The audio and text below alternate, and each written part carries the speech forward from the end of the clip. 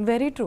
That's where ఇప్పుడు CPT councillor లాగా నేను వచ్చిన యాజ్ సర్టిఫైడ్ ప్లానర్ మీరు వచ్చిన నిజంగా కనుక మనకు అలా గైడ్ చేస్తూ ఎవ్రీ స్టెప్లో మనం తీసుకెళ్ళగలిగే వాళ్ళు ఉంటే we wouldn't have evolved maybe.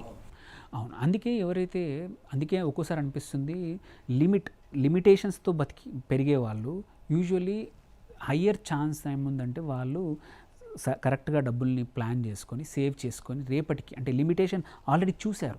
అంటే నాకు ఇంత ఉన్నదానిలోనే పెరగాలి, ఇంత ఉన్నదానిలోనే ఖర్చు చేసుకోవాలి, ఇంత ఉన్నదానిలోనే దాన్ని బట్టి నా లైఫ్ స్టైల్ ఉండాలని. అందుకే ఇంపార్టెంట్ ఏంటంటే డబ్బులున్నా పిల్లలకి మాత్రం ఈ లిమిటేషన్స్లో పనిచేయడం అని నేర్పడం వల్ల మనం హెల్ప్ చేసిన వాళ్ళం అవుతాం, కానీ వాళ్ళని డిప్రైవ్ చేసినట్టు అంటే చాలామంది ఏమనుకుంటున్నట్టు మన దగ్గర డబ్బులుండి కూడా ఇవ్వకపోవడం ఏంటి మనము అని ఒక థాట్ ప్రాసెస్ కూడా ఉంది పేరెంట్స్లో. అలా కాకుండా వాళ్ళకి నేర్పించాలి ప్రతి పైసా ఎంత కష్టపడితే వస్తుంది, ఎంత ఈజీగా ఖర్చు పెట్టచ్చు, బట్ సంపాదన ఎంత డిఫికల్ట్. అది ఈ జనరేషన్ మిస్సింగ్. అండ్ జాబ్ వచ్చాక ఏమవుతుందంటే సడన్గా ఇప్పుడు కొంచెం మంచి చదివితే ఉద్యోగాలు కూడా తొందరగా 21, 22కే వస్తున్నాయి. సో డబ్బుల వాల్యూ తెలియకముందే సంపాదన వచ్చి పడుతూ ఉంది. అండ్ అక్కడికి ఒక్కసారి ఆఫీస్కి వెళ్ళగానే నెక్స్ట్ ఇంకో ప్రాబ్లం ఏంటంటే పియర్ కంపారిజన్.